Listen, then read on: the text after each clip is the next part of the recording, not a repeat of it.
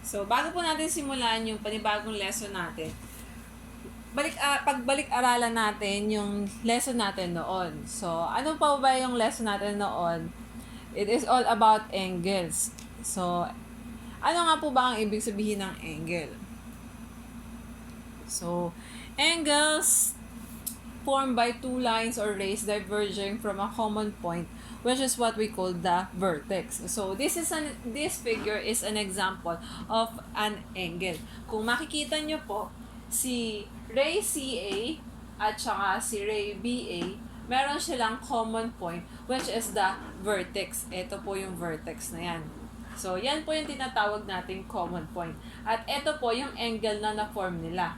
Yung nasa between or nasa pagitan ng two lines or two rays na mayroong common endpoint, which is the vertex.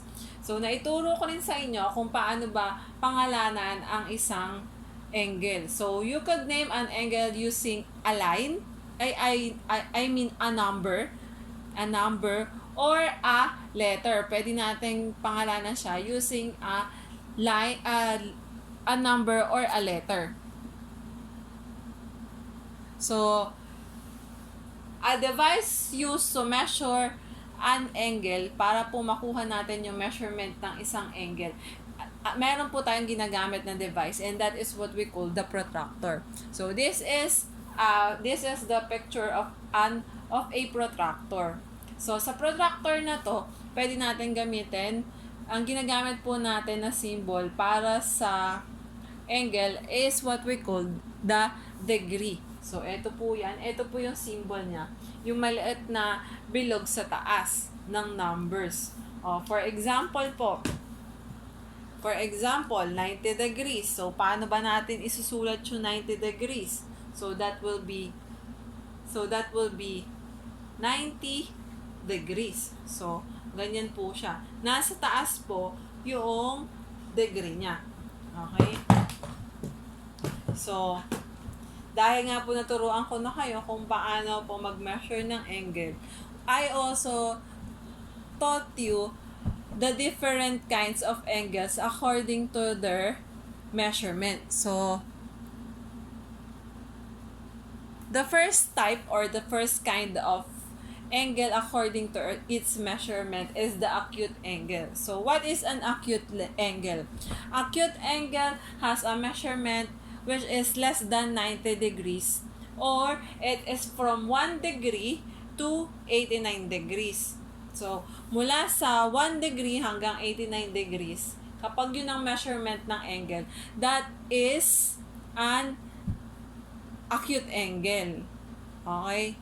Next is okay, so makikita, ganyan po yung itsura niyan. Kumbaga sa maliit lang po yung buka niya.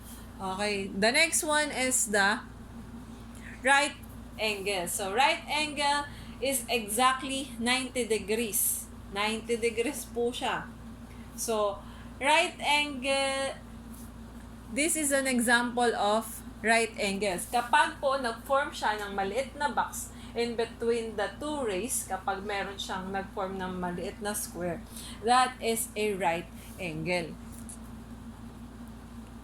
Ayan. Next is an obtuse angle. Obtuse angle naman po is more than 90 degrees but less than 179 degrees. So, ibig pong sabihin yan, yung buka po niyan or yung opening po ng ating ray is wide opening na. Malaki na po yung opening niya. From the initial ray, which is ito po yun, yung initial ray, yan po yung ray na hindi gumagalaw, and the working ray, ito po yun. Yung working ray, siya naman po yung ray na gumagalaw. So, from the initial ray to the working ray, i-measure po natin, ang measurement daw po dapat ng isang obtuse angle is between 91 degrees, from 91 degrees to 179 degrees. So, the next one po na meron tayong kind of angle is the straight angle. So, from the word straight, ibig sabihin, it form a straight line or yung pong line na diretso. So, what is the measurement of a straight line? The measurement of a straight line is exactly 180 degrees. Kapag eksaktong 180 degrees, that is a straight angle. The next one is the reflex angle. So, sa reflex angle naman po, lalagpas na tayo sa straight line.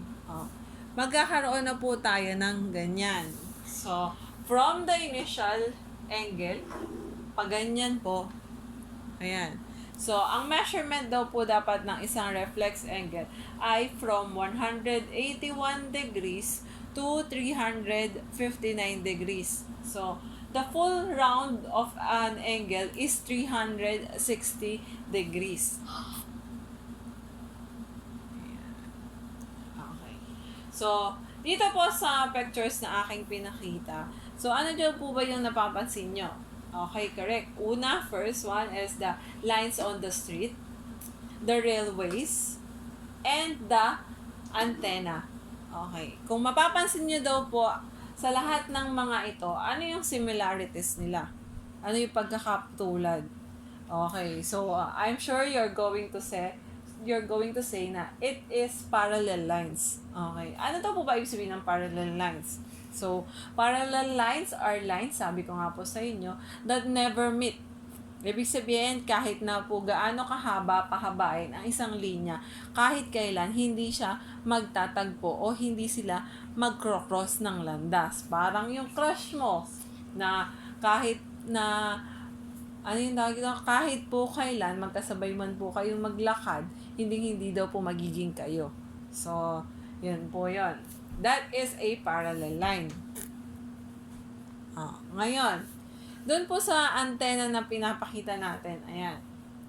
So, ito po yung parallel line, di ba? Ito yung parallel line, ito po yung parallel line. Ngayon, di ba meron siyang isang line na nag-cross sa isa't isa? Ano daw po ba ang tawag doon? Okay. That is what we call transversal lines. So, transversal lines are lines that cuts across two or more usually parallel lines. Ibig sabihin po, basta yung dalawang parallel lines, biglang may nag-cut sa kanila na isang linya. That is what we call a transversal line. So, mula sa dahil po nag-cut yung transversal line dun sa dalawang parallel line, nag-form siya ng iba't ibang angles. Diba? Meron siyang angle dito, 1, angle 2, angle 3, angle 4, angle 5. For example, di ba ito po, this is a two parallel lines. So, they are lines na even though you extend, kahit po pahabain nyo siya ng sobrang haba, they will never meet. Ngayon, ano ba yung transversal line dito? Yung transversal line, siya yung nag-cut across nung dalawang parallel line. Ito yon. This is what we call the transversal line. Ngayon, mula sa transversal line na to, nag-form siya ng different angle. Diba? Ito, angle 1, angle 2, angle 3, angle 4, angle 5, angle 6, angle 7, angle 8. So, makikita nyo po, 1, 2, 3, 4, 5, 6, 7, 8. So, 8 angles are formed using the parallel lines and transversal line. Ibig sabihin po niyan, nag-form po siya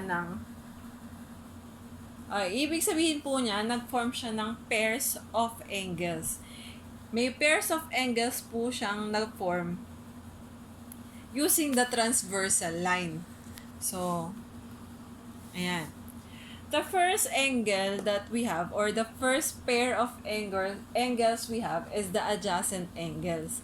Ano po ba yung adjacent angles? So, adjacent angles are angles share a common side and a common vertex. Ibig sabihin po, meron siyang common side, meron din siyang common vertex. For example, on the given figure, ito po siya. Si angle ABD, which is ABD, at saka po si angle CBD, which is CBD, they are both adjacent angles. Bakit sila both adjacent angles? It is because they have the common vertex, o meron silang same point, which is point B, ito yan, and they have the same side, which is yung common side nila is yung side BD. Diba? Ito siya. Kung makikita nyo po dito sa given na angle, ABD, diba? Meron siyang BD. At yung angle CBD, ang side niya din po is BD. Or yung isa rin po niya ray is BD. So, that is an example of an adjacent angle. So, basta mayroon po siyang parehas na vertex, tapos po mayroon siyang parehas na side, they are called adjacent angles. Okay, another example daw po. For example, yung figure po na to. Yan. So, dito sa figure po na to, this is angle A. This is vertex B, C, D. Oh. And F. Okay, ngayon. Tell me if this is an adjacent angle. So, ito po, si angle CBD. CBD. Diba? Si angle CBD at saka si angle BDA. Angle BDA. Are those two angles adjacent angle? Okay, if your answer is no, that is correct. Bakit hindi siya adjacent angles? They are not adjacent angles. Bakit? Yes, meron silang common side, di ba? Pareha silang common si BD, parehong common yun. Pero sabi nga, sa adjacent angle, they must have the common point or vertex. Eh di ba? Ang vertex nila ay dito sa angle CBD ay si angle B. Samantalang dito sa BDA, ang vertex niyan is si D.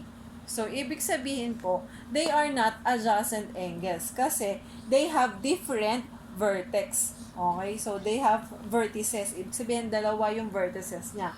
Parehas man sila ng side, pero magkaiba sila ng vertex. Ibig sabihin nun, hindi sila adjacent angles. Okay? Okay, so, naiintindihan na po ba natin yung adjacent angles? Ngayon, let's proceed to the next kind of pair angle. The next kind of pair angle is what we call the complementary angles. So, complementary angles are two angles which which has the sum of their measurements equals to 90 degree or right angle. Ibig sabihin po, kapag complementary, dapat po yung measurement ng dalawang angle ay 90 degree. Hindi po ibig sabihin nun na kapag po dapat adjacent angle sila. No.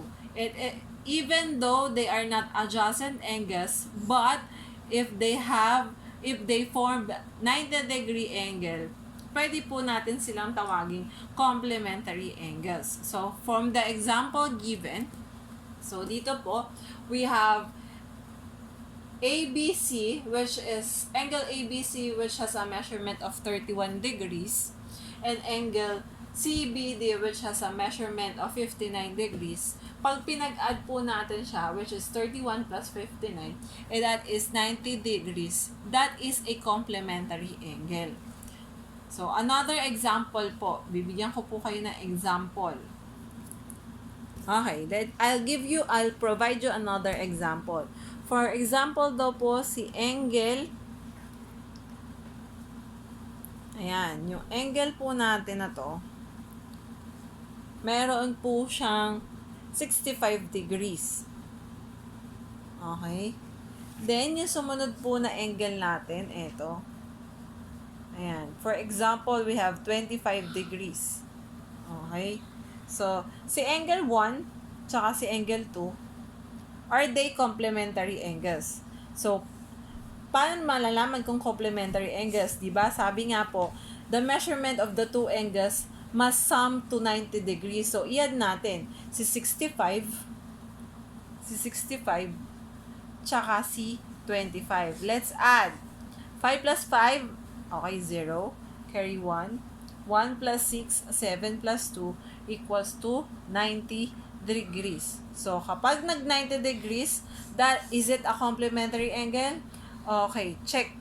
It is a complementary angle. Okay, another example. For example po, kuwari po si angle, for example,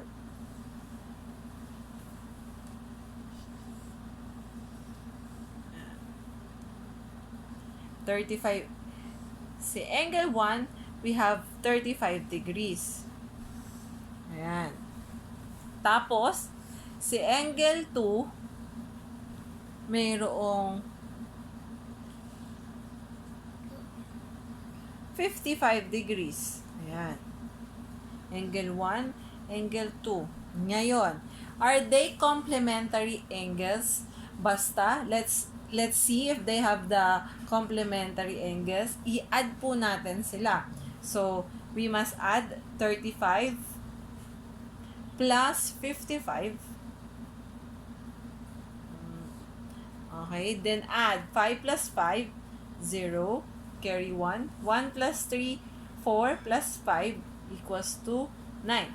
So, they had 90 degrees. So, these two angles are complementary angles. Okay? So, naiintindihan po ba? Complementary angles are angles that measures 90 degrees.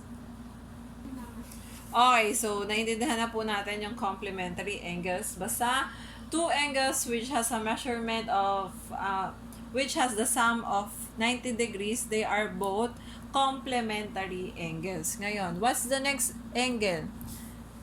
Ang susunod pong angle is the supplementary angle. So, supplementary angles are two angles that has the sum of, or angles with the sum of 180 degrees. So, ibig sabihin kapag nag-sum siya ng 180 degrees, that is a supplementary angle. So, for example daw po, si angle 1 or si angle QRS, meron siyang 104 degrees. While si SRT, mayroon siyang 76 degrees. So, pag pinag-add natin siya, 104 plus 76, 180 degrees. Ibig sabihin, yung 180 degrees, they are supplementary angles, which is si angle 1 or si angle QRS supplement to angle SRT to form a straight line. Okay, so example of a supplementary angle, for example daw po, we have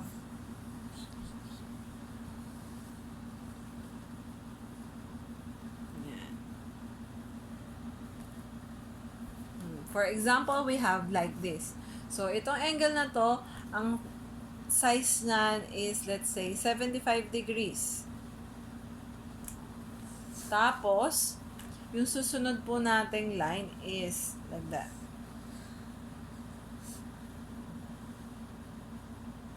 Which is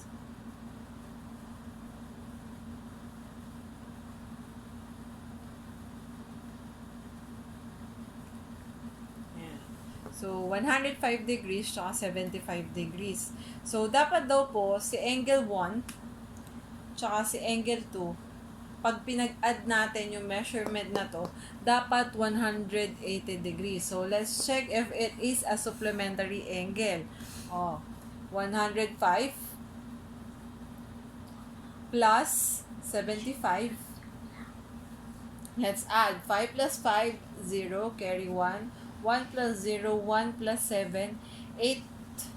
Okay, and bring down 1.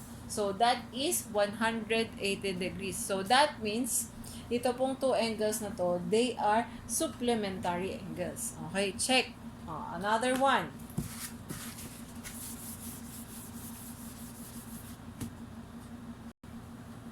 Okay, another example po. For example, we have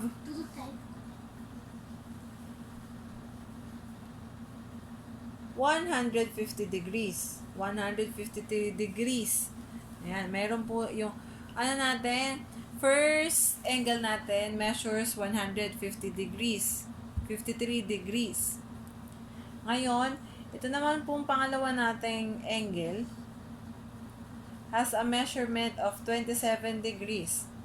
Is angle 1 supplements to angle 2 to form a 180 degrees. So, kailangan i-add natin 153 degrees plus 27 degrees. 3 plus 7, 0. 5 plus 2, carry 1 pala. Carry 1, 8, 1. Yan po. So, that will be 180 degrees. So, ito pong two angles na to, they are supplementary angles. Check. Okay, so the next one po is what we call the vertical angles. So, vertical angles are angles which is opposite of each other at the intersection of two lines. They are called vertical angles because they share a common vertex. So, vertical angles always have equal measurement. So, kung makikita nyo po to, yung two lines na yan, they intersect. Ibig sabihin, nagkita sila sa isang common point. Ito po yun, yung common point nila na to. Okay? Yung vertical angle na po na yan is ito po yan. Okay? Kapag sinabi natin vertical angles, yung opposite side po nila, they have the same measurement. Kung mapapansin nyo po, ayan, si measurement nito, parehas siya sa measurement nito. At yung measurement po nitong angle na to, parehas din po siya sa measurement nitong angle na to. So, they are vertical angles. So, okay, for example daw po, kamukha po nito. Ayan, for example, yung two lines na to, ayan, kung makikita nyo po, they intersect. Ibig sabihin, nag-meet sila sa common point. Ito yun. They are already a vertical angle. Ngayon, paano po, pag po vertical angle, yung opposite angle nito, ito po, which is yung angle na nasa taas, at saka yung angle na nasa baba, they have the same measurement. For example, kuwari lang po, let's just say na ang measurement nito is 80 degrees. Tapos po, ibig pong sabihin, yung opposite nito, yung nasa ilalim nito, sigurado rin po na 80 degrees din po ang measurement niyan. Okay? Sa right side naman, ito. Let's just say, for example lang, 100 degrees to. Yung kabila po niyan, yung opposite po niyan, ang measurement po niyan, sigurado, is 100 degrees. Okay? So, kung papansin nyo po, nag-form siya ng circle. Ngayon, pag inad nyo po lahat po na to, magkakaroon po tayo ng 360 degree angle, or what we call the full rotation of an angle. May full rotation na po siya. Kaya po, ang magiging ano po niyan is 360 degrees. Okay? So, another example po. Okay, for another example po, ayan, vertical angle, ito po siya. Example number 1. Kadalasan daw po, pag po, meron tayong makikita sa mga exam na ganyan. So, we must say na may lalabas na ganyan sa mga exam. So, given the diagram below, determine the values of the angles X, Y, and Z. Ibig sabihin po, nawawala yung value ni X, ni Y, at ni Z. Okay? So, kung makikita nyo po, they are two intersecting line, di ba? Tama ba ako? Nag-i-intersect siya. Ngayon, yung side na to, yung side na to, it is equivalent to 65 degrees. Diba? 65 degrees yan. Ha? Ngayon, ano ang measurement ngayon nito? Tsaka nito, tsaka nito. Okay? Using the vertical angle, ah, ngayon, si 65 degrees, ano yung opposite nito? Di ba ito yon? Okay? Yung opposite nito, which is yung upper part, has a 65 degrees. Ibig sabihin po, ito, 65 degrees na rin ang measurement niyan. So, angle Y is equivalent to 65 degrees. Ngayon, ano measurement ni Z tsaka ni X? Di ba? So, paano po natin i-solve si X tsaka si Z? Using naman po supplementary angles or yung straight line. Di ba straight line to? Di ba? Pag ba straight line, ano ang measurement niya? Dapat ang straight line may measurement na? Okay, correct. Meron siya dapat measurement na 180 degrees. Okay. So, ito po yung given kanina. So, 65 degrees yung upper part. So, using the vertical angle, si 65, ang lower part niya or yung opposite part niya is si Y. So, ibig sabihin po, si Y has a measurement as well as 65 degree. Diba? Okay, ngayon, using the supplementary angle, yung supplementary angle natin. Ang straight line, ito po siya. Straight line po yan, di ba? So, ang kasama nitong si 65 ay si X. Di ba? Ngayon, paano po natin siya dapat daw po i-solve natin or find the value of X. So, paano natin ma-find yung value ng X? So, dito po, given po niyan, 65 plus X is equals to 180 degrees. Ayan. Ngayon, nandito si X, hindi mo naman pwede itong i-add kasi X to. Variable lang siya. Ngayon, anong gagawin natin? Ito pong si 65, yung number, ililipat natin siya dito sa kabilang number.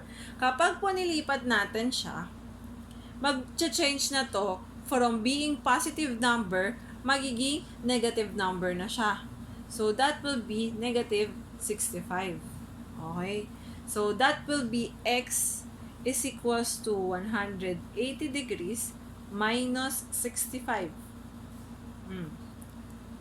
Then minus 180 minus 65. So, subtract natin. 180 minus 65. 0 minus 5. Pwede ba? Okay, very good. Cannot be. So, that will be 10.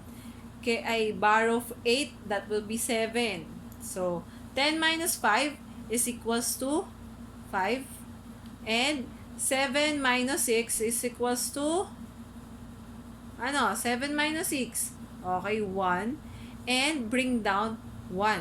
Okay? So, the value of X is 115 degrees. Ibig sabihin po, si X ay 115 degrees. Ngayon, anong value ni Z? Dahil opposite siya, vertical angle po ulit tayo, si 115. So, si Z, ang value niyan is as well 115 degrees. Okay? Ako, sigurado, naloloko na naman kayo. I'll give you another example. Okay, so we have another example here. For example po, ito na naman po siya, intersecting line. So, makikita nyo po, ito po, 37 degrees. Si A, si B, tsaka si C. Ngayon, nawawala po natin ulit si A, B, C. Ngayon, paano natin isosolve siya? Para mas madali po. Again, vertical angle, opposite angle has the same measurement. So, ibig sabihin, yung opposite ni 37 degrees, ito yun. So, ito, si B, si angle B, as well has, again, 37 degrees. Ngayon, paano na natin masosolve si A tsaka si C?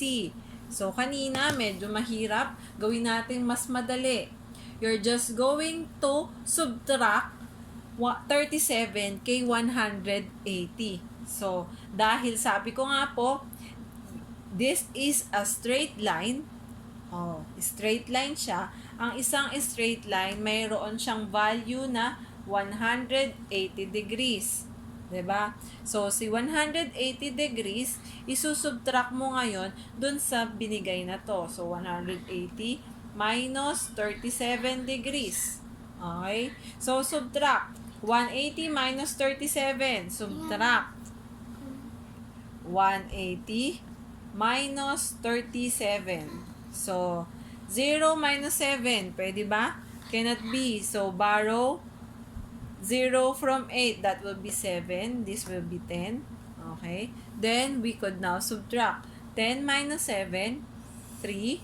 7 minus 3 is 4. And then po, bring down 1. 1, 4, 3.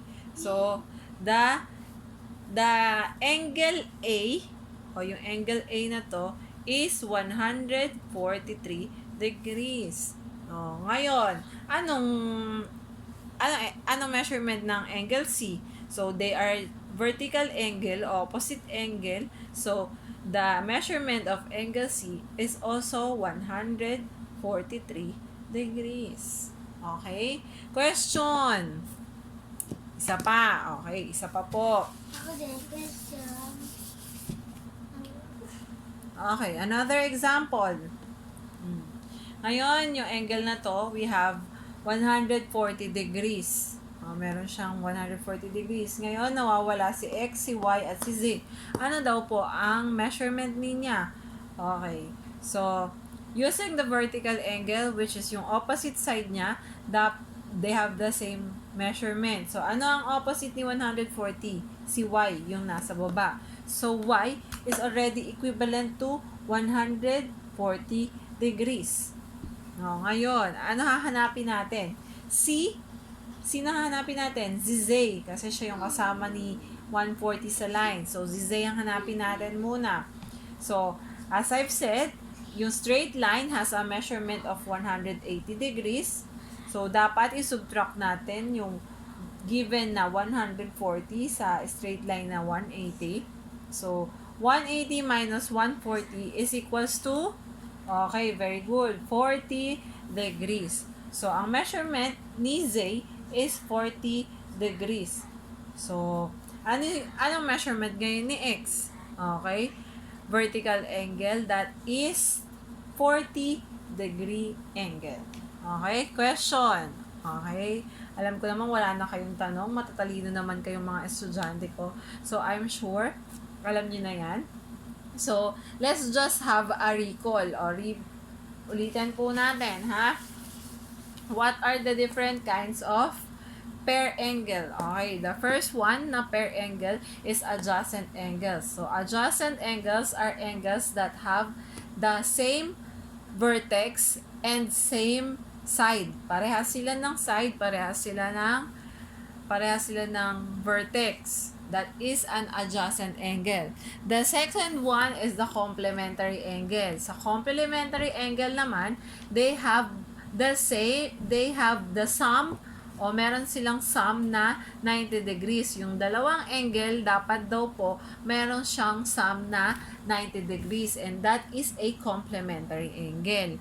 Ngayon, yung sumunod po is the supplementary angle. Supplementary angles are angles that has a measurement of 180 degrees. Yung sum niya ng two angles na yon ay 180 degrees. So, that is a supplementary angles.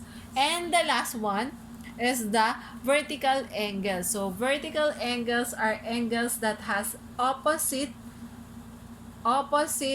ay the measurement of the opposite angle is the same measurement. Okay? So, I hope naintindihan nyo po yung video at saka po sana naintindihan nyo po yung lesson natin for today. So, that's it. And again, thank you. And always stay at home. Lagi po kayo ay mag-remain lang po kayo sa bahay para po iwas COVID. Okay? God bless!